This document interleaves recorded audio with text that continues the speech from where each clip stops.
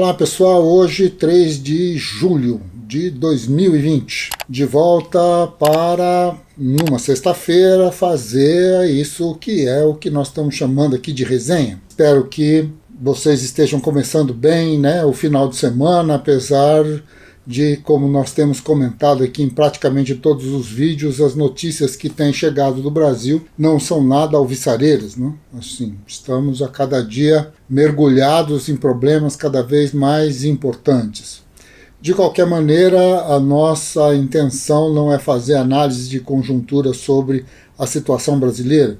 A nossa condição aqui é discutir na literatura, no cinema, em qualquer outro meio, né, de produção artística, as ideias que poderiam nos ajudar a compreender melhor a nossa geografia. Então, no meio disso, nós vamos dar continuidade aqui às tais das nossas resenhas. Hoje, diferente dos vídeos das sextas-feiras que já passaram, nós vamos nos debruçar aqui em torno de um tema extremamente importante, como vocês vão ver, e que vale a pena todos, na sua curiosidade, nas suas diferentes curiosidades, colocarem as mãos, os olhos, a mente, o coração e a alma, inclusive, porque de alguma maneira este tema ele é de extrema importância na mudança radical, né, que vai acontecer no mundo a partir fundamentalmente da decadência do Império Português e do avanço das formas de dominação do Império Britânico. Nesse sentido, este momento do qual nós vamos falar hoje, ele tem toda uma produção, inclusive tem um poema, são vários, existem romances e tudo mais, mas eu só vou aqui citar alguns trechos de um poema do Voltaire, mas de alguma maneira existe uma série de outras coisas que vocês vão ver, me pareceram extremamente importantes e espero que seja importante para vocês também. Então, a primeira questão é que no dia 1º de novembro de 1755, o dia de finados, a cidade Portugal e tudo mais, a cidade de Lisboa, estavam em pleno feriado. As pessoas todas se dirigindo para as igrejas para assistir a sua devida missa. Naquela época, sem energia elétrica, as igrejas então toda iluminada, uma beleza, né? Aquela iluminação toda feita com muitas e muitas e muitas velas. As casas também, as pessoas fazendo as suas orações, o povo português sempre se apresentando como um povo profundamente devoto no interior do catolicismo, né, dessa variante do cristianismo que é o catolicismo, e no meio dessa história toda a família real está fora de Lisboa. Foram para um outro lugar, cujo nome, bom, não me vem à memória nesse momento, mas de qualquer maneira estão fora de Lisboa. Dentro da família real e dentro desse contexto todo que envolve o governo do Império Português, existe uma luta imensa para se disputar, então, quem é que no final das contas tinha mais influência sobre o rei. E nesse momento Portugal já passava ou imaginava-se passar por alguma crise, porque no final das contas a produção de ouro e de diamantes e de metais preciosos, de uma maneira geral, na sua colônia, que era o Brasil, já estava sofrendo profundas reduções. Uma parcela considerável desse ouro estava diretamente voltada aí para a pirataria de todos os tipos, né? Uma parte considerável desse ouro entrava na Europa por vias ilegais e o que significa, em outras palavras, sem pagar o imposto, o quinto, né? A quinta parte, então, de toda essa exploração para a coroa. Por outro lado, dentro do contexto da própria coroa portuguesa, há uma preocupação muito grande do rei no sentido de fazer boas obras do ponto de vista da Igreja Católica e da sua relação com o papado romano.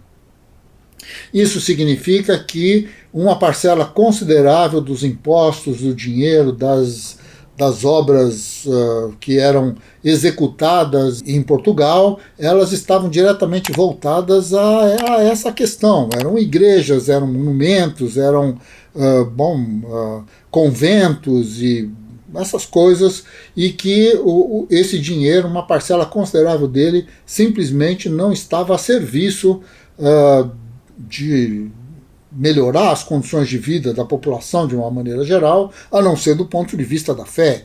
O que significava então que as ruas, as formas de esgotamento sanitário, a água, a condição mesmo da população, a miséria, tudo isso estava e continuava, não é, sendo o dia a dia dos portugueses. De alguma maneira, segundo as crônicas da época, Lisboa era uma das cidades mais mal cheirosas da Europa.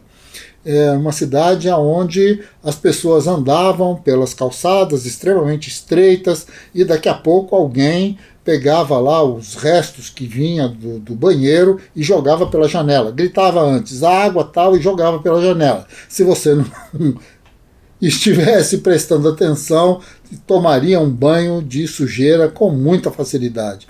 As ruas eram muito maltratadas. Bom, tudo envolvia um processo de muita dificuldade nesta relação entre o rei de Portugal, o seu staff, né, o conjunto de pessoas que envolviam a própria corte e o povo português, e essas relações, então, que estavam associadas à formação do capitalismo de uma maneira geral na Europa.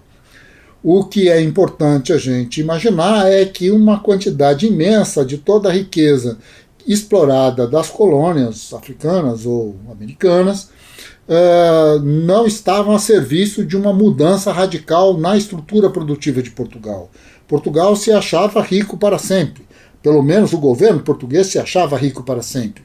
Achava que jamais iria esgotar, né, as fontes de riqueza para que pudesse continuar comprando, seja lá de quem for, seja lá o que fosse necessário. De alguma maneira, isso tinha lá as suas funções políticas, tinha lá o seu processo. Mas, neste dia fatídico, no dia 1º de novembro de 1755, enquanto a corte estava de um lado e a população ia fazer as suas orações no dia de finados, um terremoto toma conta da cidade. Não só da cidade, um terremoto que acabou sendo observado, sentido em grande parte da Europa. E simplesmente aquelas igrejas, aqueles castelos, as obras que estavam e que tinham sido feitas com o dinheiro e com as riquezas que vinham das colônias, isso tudo veio abaixo. A única obra que parece não ter vindo abaixo foi um aqueduto que foi proposto ao rei e que ele não aceitou usar o dinheiro do ouro que vinha do Brasil e, portanto, os idealizadores do aqueduto tiveram que idealizar também uma forma de aumento na coleta de impostos e com esse dinheiro, então, esse aqueduto foi construído e ele é a única coisa que, na verdade, ficou em pé depois do terremoto. Muito bem, acontece que o terremoto provocou a queda daquelas milhares e milhares e milhares e centenas de milhares de velas que estavam dentro das casas e dentro das igrejas. Tudo isso provocou incêndios logo depois que aquelas estruturas, as paredes das igrejas, tudo aquilo veio abaixo e logo depois de tudo cair em cima das pessoas, aglomeradas em lugares muito específicos, aí veio o fogo e começa a destruir tudo. A parte da população que estava fora das igrejas e fora de suas casas e, portanto, teve algum momento aí para pensar na possibilidade de se salvar, correm pelas ruas, vão aí se passando um sobre os outros, as descrições são horríveis, né? São realmente trágicas. E essas pessoas chegam no Porto de Lisboa, um lugar um pouco mais amplo, onde não haveria a possibilidade de nada cair na cabeça de ninguém. E ficam ali até que começam a perceber que um tsunami vindo na direção do Porto de Lisboa traz consigo os próprios navios que estavam ali estacionados. E esses navios então vão parar na parte alta da cidade. A água cobre tudo aquilo e as pessoas que não morreram soterradas, que não morreram queimadas, morrem afogadas então nesse momento. Algo em torno de 100 mil pessoas morrem neste trágico terremoto de 1755, justamente no momento em que se comemorava o Dia dos Mortos, o Dia de Finados. Muito bem, tudo isso de alguma maneira provoca um conjunto de revoltas. As pessoas começam a se perguntar o porquê que, afinal de contas, Deus estava castigando os portugueses, que eram reconhecidamente o povo mais devoto de todos. Ninguém era mais cristão, mais católico, seja lá o que for, e ninguém tinha levado o cristianismo e o catolicismo por mais lugares do mundo do que os portugueses. E nesse sentido, então, o que será que tinha provocado a ira do Senhor para que aquilo tudo acontecesse? Bom, no meio desse questionamento, uma série de outras possibilidades vão aparecendo, uma série de outras discussões. Talvez uma das mais instigantes foi justamente este poema que foi construído por Voltaire, que quis, de alguma maneira, mostrar ao mundo que, afinal de contas, entre o terremoto e Deus, simplesmente não havia nenhuma relação.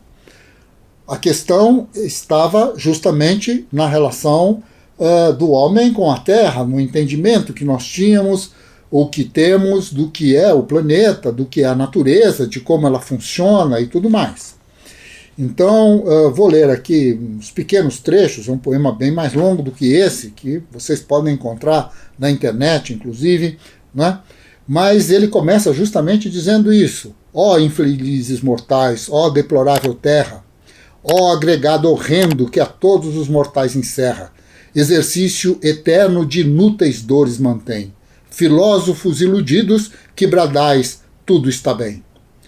Acorrei, contemplai essas ruínas malfadadas, esses escombros, esses espojos, essas cinzas desgraçadas, estas mulheres, estes infantes, uns nos outros amontoados, estes membros dispersos sob esses mármores quebrados. E assim ele vai descrevendo esta situação absolutamente trágica que acontece com Lisboa. Tem uma frase no final desta primeira parte do poema que ele justamente resgata o problema do pecado, que Deus talvez estivesse castigando os portugueses, não é? E aí, ao tomar essa coisa do pecado, ele diz assim, que crime, que falta cometeram esses infantes, sobre o seio materno esmagados e sangrantes. Lisboa, que não é mais, teve ela mais vícios que Londres, que Paris, mergulhadas nas delícias? Lisboa está arruinada e dança-se em Paris.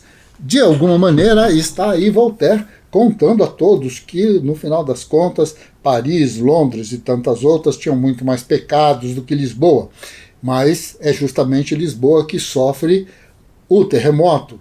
E, nesse sentido, começa, então, toda uma discussão que vai tomar para a ciência geográfica um rumo bastante interessante. Porque no meio dessa discussão não entra ninguém mais e ninguém menos do que o filósofo alemão Immanuel Kant. Kant vai escrever uma série de artigos e vai tentar convencer as pessoas de que, no final das contas, deveria existir uma lógica no funcionamento do planeta. Que o planeta ele precisava ser estudado, que a Terra precisava ser estudada, que muito provavelmente, assim como muitos outros fenômenos desconhecidos pelas pessoas, pelos filósofos, pelos cientistas, seja lá como se pode chamar, nesse período, né, em pleno século XVIII, a esse grupo de sábios e tal, quer dizer que essas pessoas desconheciam o funcionamento. É extremamente importante, então, que Kant escreve aí 3 artigos sobre essa questão, sobre o funcionamento do céu, sobre o funcionamento da Terra, sobre a necessidade de se fazer uma geografia, vai chamar a geografia de descrição física da Terra, e a partir daí Kant passa a ser, então, também, além de ser professor de filosofia, de lógica em Königsberg, Kant passa a ser, então, professor também de geografia. A partir de toda essa discussão, Kant dá uma série de aulas, na verdade, é o segundo tema mais comentado e mais trabalhado por Kant depois da lógica. Como todos nós que acompanhamos, de alguma maneira, o pensamento kantiano, sabemos que Kant escreve 3 críticas, né, as chamadas 3 críticas, que são extremamente importantes, que é a crítica da razão pura, a crítica da razão prática e a crítica do juízo. Esses 3 livros estão diretamente associados à construção do pensar humano. Ele tenta desvendar o como nós pensamos e o porquê pensamos da maneira como pensamos, que não vem ao caso nesse nosso vídeo, mas o importante é que a partir do pensamento kantiano e a partir dessas reflexões é que nasce, na verdade, a chamada geografia universitária, geografia acadêmica, geografia com um determinado estatuto epistemológico, como dizemos normalmente na academia, com toda a pompa e circunstância. Então, nesse sentido, o terremoto de Lisboa, ele tem este papel, né, do ponto de vista da geografia. E tem um segundo papel do outro lado, que é a ideia do quê? Bom, que, na verdade, Marquês de Pombal é quem vai assumir, na verdade, o poder. A disputa pelo poder dentro da corte portuguesa, ela chega ao final com o Marquês de Pombal e a instituição disso que ficou chamado, então, de despotismo esclarecido, o que é uma maneira bastante delicada de dizer que se violentaria em todos os sentidos, todos os direitos, todas as condições, em nome da ciência, em nome de um pensamento ordenado e tudo mais. Quando acontece esse terremoto, Marquês de Pombal, que está fora de Lisboa, portanto não sofre nenhum acidente com tudo isso, volta a Lisboa, obriga imediatamente que todos os mortos sejam colocados em verdadeiras crateras para que se coloque fogo nos corpos o mais rapidamente possível, sob pena de que a decomposição daqueles milhares de corpos acabaria matando todos os portugueses. Institui uma espécie de lei marcial, ninguém podia roubar e nem fazer nada, porque se acontecesse alguma coisa era imediatamente enforcado, não passaria nem por um juízo, era uma coisa rápida, seria fuzilado, enforcado, etc. e tal. E Marquês de Pombal, então, tenta colocar ordem naquela bagunça. E é a partir daí que se inicia, então, outro processo extremamente interessante, que é o quê? A ideia do planejamento urbano. Hoje, quem vai a Lisboa e vai, então, em direção à Baixa, e vai à Praça do Comércio, e vai ver aquelas ruas da maneira como elas estão, tudo aquilo é resultado, então, deste processo que se inicia com o terremoto e que se transforma Lisboa das cidades europeias ocidentais, uma das primeiras cidades, na verdade, planejadas. Antes, inclusive, de Londres, do que aconteceu com Londres. Londres passa por 2 grandes incêndios que quase acabam destruindo a cidade, mas é Lisboa que vai fazer toda a sua reforma. E a partir daí começa todo um processo de entender a cidade como uma ordem lógica, a cidade como uma geometria, e que acaba se desdobrando, então, sem dúvida, nisso que vira a Paris de Haussmann. Uma Paris já efetivamente burguesa, com um acesso, né, do Estado em todos os seus recantos, com toda uma maneira de se construir, de se padronizar a construção e os lugares de moradia e tudo mais. Uma história extremamente importante que é detonada, então, por esse processo que foi o terremoto de Lisboa. O terremoto de Lisboa não só pode ser o responsável pelo despotismo esclarecido, pela expulsão dos jesuítas do Brasil, por tudo aquilo que aconteceu a partir daí, mas também pelas formas de pensar, pelas formas de se organizar, pela geograficidade que vai tomar conta do mundo a partir daí e que vai dar sentido e estrutura e condição para o desenvolvimento do capitalismo fabril e urbano tal qual nós vamos conhecer no século XIX. É interessante, acho que vale a pena dar uma olhada, um texto que acabou sendo publicado no formato de texto, mas que na verdade foi um programa de rádio feito pelo Walter Benjamin na rádio de Berlim, isto no dia 31 de outubro de 1931. Walter Benjamin ele faz um programa contando então para as pessoas o que foi o terremoto de Lisboa e as consequências, um pouco disso que eu estou aqui contando para vocês, claro, com as palavras do Walter Benjamin, nada a ver com Douglas Santos, são duas pessoas absolutamente diferentes, mas de qualquer maneira de extremo interesse para todos nós, porque vai representar, vai colocar em evidência o sentido então da tragédia de alguma maneira, né? Alguma coisa que o Nietzsche vai tentar refletir também no final do século XIX, que é o problema da tragédia, ou como essa tragédia, ou como a tragédia se realiza do ponto de vista do pensamento filosófico. O que nos leva, evidentemente, ao Covid-19 e a refletir, então, as coisas que estão acontecendo hoje no mundo como um todo e especialmente no nosso país. Mas isso já não é conversa para agora, não é?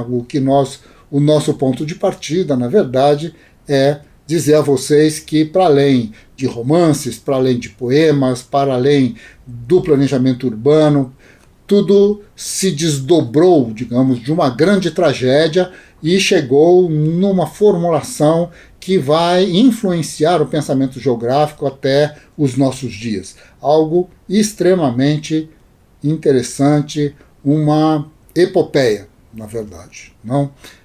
Caros amigos e amigas, um bom final de semana, espero que tenham gostado, que vão aí dando seus pitacos, mandem comentários e, estamos aqui no aguardo. Um abraço a todos, um ótimo final de semana, né? Espero que estejam bem, fiquem em casa, protejam-se, mantenham-se vivos. Isto é de fundamental importância. Até mais, um grande abraço.